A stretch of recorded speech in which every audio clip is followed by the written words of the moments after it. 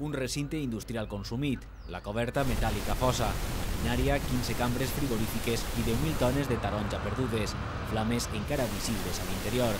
Els últims sospirs d'este magatzem de cítrics de Museros abans de la inevitable demolició. Més de 24 hores després, el foc continua actiu y está controlat, pero la extinció es prolongará tot el cap de semana. El estado en el que está la estructura no podemos trabajar con maquinaria, se ha de hacer todo el trabajo a mano.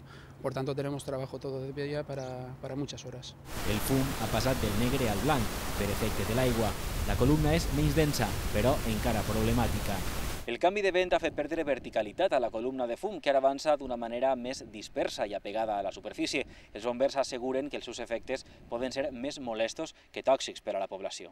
Alguns treballadors han pogut accedir al recinte i recuperar els efectes personals de les oficines, un dels pocs espais que s'han salvat. Nos han dado esperanzas de eso, de que nos llamaran otra vez. Algo van a hacer y no nos van a dejar así.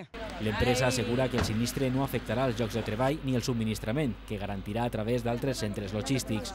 Part de la producció es traslladarà a un magatzem de la Pobla de Farnals. Fontestad sigue adelante y lo hace garantizando su producción con absoluta normalidad. I corre pressa perquè Fontestad és un dels motors econòmics de l'Horta, aporta 3.000 treballs directes en temporada alta i factura més de 80 milions a l'any.